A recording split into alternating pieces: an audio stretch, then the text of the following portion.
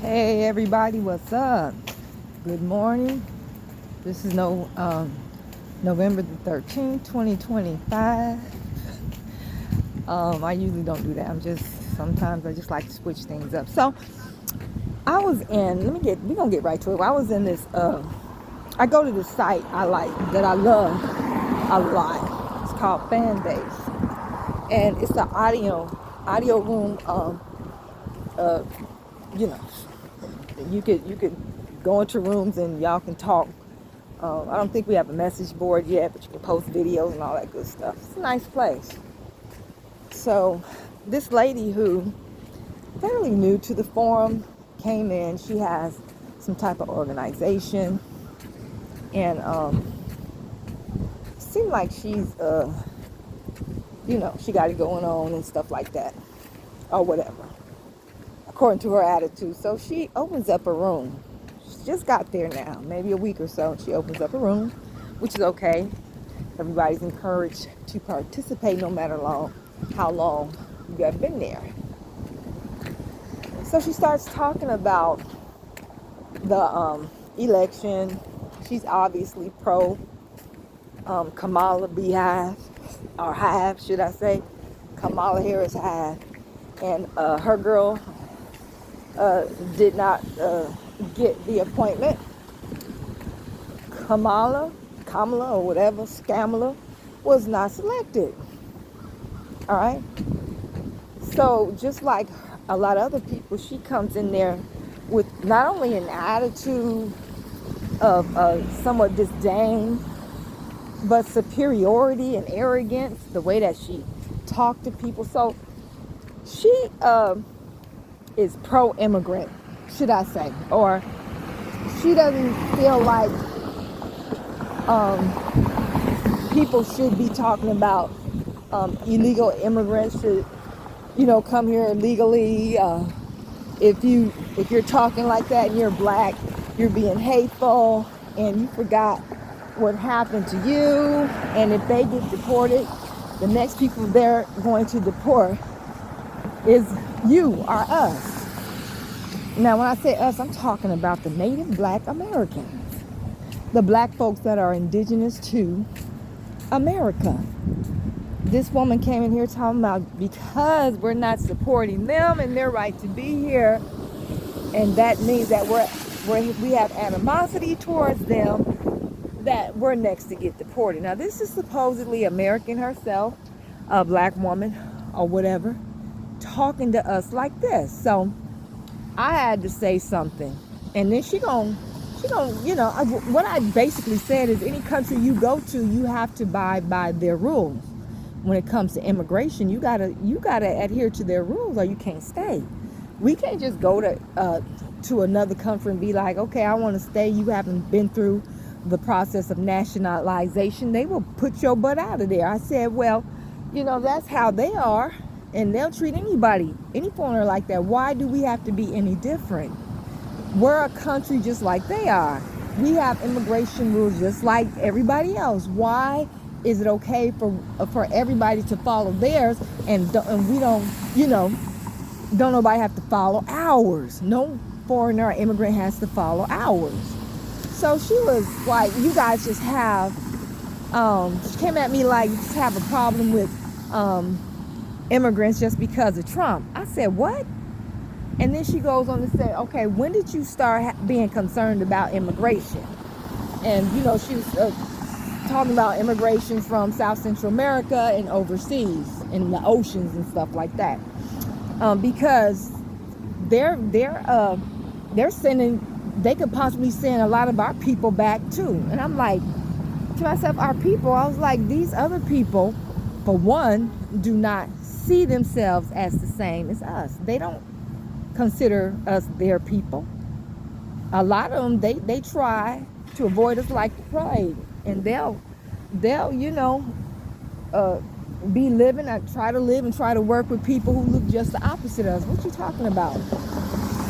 They're not our people. We're not there. They don't claim us.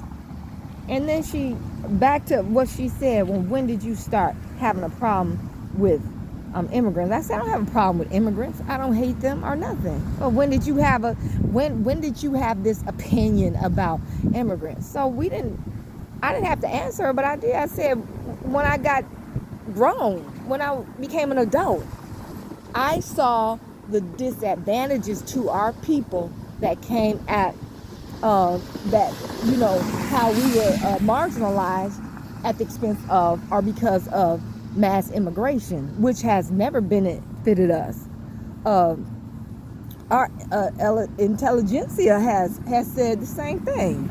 What's that man's now I can't think of him, but he wrote Black Labor, White Wealth, and some other books.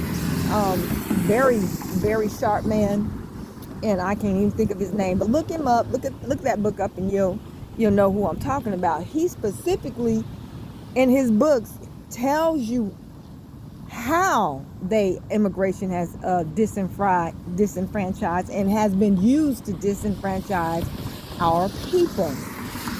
Jobs and career education. They get to take advantage of affirmative action, which was specifically designed for us. It wasn't for everybody. It was just for us. We are marginalized by them. Go into the average black community. Who owns 99% of the business? Immigrants. All right?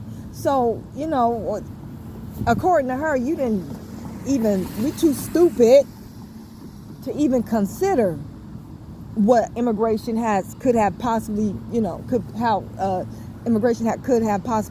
marginalized us before Trump said something. And even if that was true, so what? He just brought it to our attention that this is not good for your community either. And plus, you just need to be legal when you come to this country. You have to be legal. You can't be illegal and come in here and talking about, well, I'm paying taxes. And no, it don't work like that. It don't work like that nowhere else in the world. Why does it have to work like that here? And why is it that everybody can have an opinion about it but black American people? We shouldn't have no opinion about it. Shut your mouth. That's basically what she was saying. You ought to support them because they're in the same plight as you. That's a freaking lie. None of them, ever. Okay? We can't think for ourselves because it was Donald Trump who got us talking, concerned about what may happen to us as a result of all these people being let loose into our community, committing crimes, and so forth. All right? So we should just sit back and just take it. All right? We don't have a voice. You know what that is? And I did a video of it. Look for it. It's not that far down the line. That ain't nothing but black women being a freaking mammy to everybody else's people but her own. And black women don't realize that they're doing this. They don't know that they have been socialized and brainwashed to do this. All right? Everybody can come when they want to and suck off our titty and drink our titty milk while our baby and our peoples basically starve. Okay? And these women, they feel like they have a duty to take up for these people that don't even like us. No matter what color they are. These immigrants, they do not like us. Some of them outright hate us. But we got to look out for them. Why? Okay? All right, so they used to force us, these knuckle dragging immigrants used to force us to titty feed their children. But they ain't got to force us no more. We take our titties, big old floppy, droopy titties out and shove it in their mouths. They didn't even ask for it. They didn't ask for it. They don't need it. You making them take your titty juice now. Joe. Oh my God, I could just go off, but I don't hate, I don't hate sisters, but I have to call out this behavior. And I kind of feel like, I'm going to say I know. I don't care if it sounds arrogant. I know that this is largely why black men have such a problem with black women. Most of it stems from their own mothers. And a lot of it is encouraged through the music, and stuff like that. But it originally stemmed from mothers. So, like I said, we've been socialized and just, brainwashed and built to do this. Because at first, okay, let me go back. This is the truth. You ain't gotta like it. Look it up for yourself. Study it for yourself. Look at, look through your own experiences. But black women teach their male children to be subservient to white supremacy and to accept being up under other races of men. Let me say that again. Black women teach and train their young men to be subservient to white supremacy and to accept being under the other races, or being beneath and inferior to other races of men. Now, she don't know that exactly that she's doing it, but she is. Black mothers, you are. And then you teach your children to to breastfeed these people, force their nipples in these people's mouth and make them drink while they are starved. Now, originally this came from our mothers, our mothers, great grandmothers and stuff, trying to save us. Our kids couldn't act like little white kids. They couldn't be naturally kids like white kids and stuff. They would end up getting beat, lynched, and killed and murdered, viciously murdered and kidnapped. They'd come up missing. So, in order to save her children, she had to teach them to kind of like, what is it? She kind of like broke their manhood, broke their humanity, so they would be in their place. Okay, so they would stay in their place and be subservient to what? White supremacy. She did it to save us. She was trying to save us. Now they're still doing it and they don't know it. But you don't have to do that no more. Mama, you ain't got to break your son's manhood. You ain't got to teach him to be subservient to white supremacy. You ain't got to teach him to be inferior to other races of men. You ain't got to teach them that no more. You got to transform that. That mess got to die. You got to resurrect and teach them the new way. All right? So, one way you can stop, because it's a lot more than just saying, okay, I'm not going to do this no more, because you have to watch yourself. You have to really pay attention to how you're raising your children.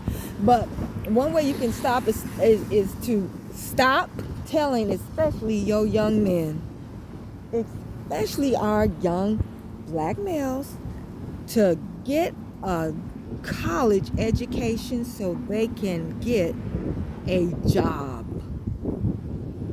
Sweetheart, that's marginalization.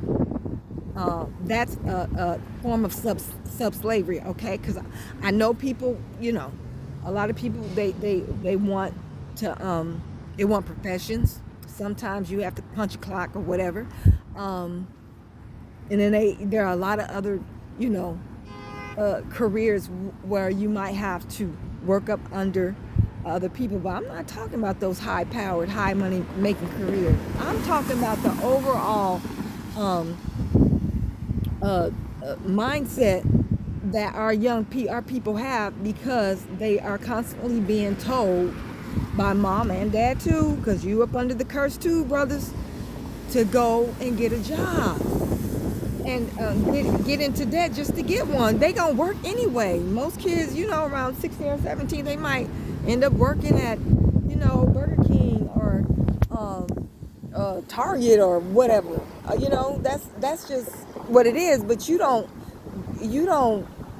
build your children up and terraform their mind to be in a place of servitude through just working. No, you want to teach your children to be owners and producers and not just workers. And what's the word for it? and consumers. No, no, you gotta instill that into them and beat it through their veins. So when they get that little job at 16 or 17, they know this is just what they're doing for this time. Um, and if they go to college, I'm getting a career. I'm going to be an engineer, and a scientist, or a lawyer, or work in IT, or something.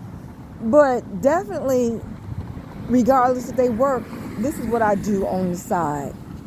I work for myself. I'm self-employed. I own a business. I can hire 2 or 3 other people. You know what I'm saying? And that's what that's what I'm going to do. I'm not going to be working for nobody forever. That's what you want to instill into your children. I mean, after all we've been through working for these people, all the microaggressions, the mistreatments, the marginalization, the disrespect. You're the last hired, the first fired. You get a lot of times they paying you less than they're paying the other people that have the same position. You've been there longer. You ought to be tired of that. You ought to be tired of begging for jobs from people that hate you. These people hate you. You beg. You know, we're in a situation, so we had our own cities and towns, and knuckle draggers destroyed them. We know that, but we gotta terraform our minds and rebuild. We gotta rebuild. We gotta get up from that and rebuild, and that's it. And the only way that we're gonna do it is we have a mindset to be owners of the land, industry, create our own industry, and create our own jobs and open up businesses and be self-employed. That's the only way to do it. That's the only way you're going to get up under the curse of being a pseudo-slave to all these people that hate us, white folks. I've seen us working for Arabs. I've seen us working for Chinese. And now we're going to be working for Mexicans. Ain't nothing wrong with these people. Ain't nothing wrong with working for them temporarily, but to just be in need to them for all our economic needs, that's crazy. We can no longer afford to do this. Mom, you gotta recognize what you've been doing, and it's been passed on from generation to generation. It's not your fault. It's in your doggone bloodline. You did it to save your kids. You don't have to do that now, okay? So that's what I wanted to say. We got to kill that mammy spirit and that yes, so master spirit. We gotta kill it, and we gotta kill it. And our children are at least at best keep them from being brainwashed into that form of thinking and believing and acting or reacting in the first place. Okay, so thank you all for watching this video. I'm not fussing at y'all. I love y'all. I just got to tell you the truth. You just need to wake up, period. Peace.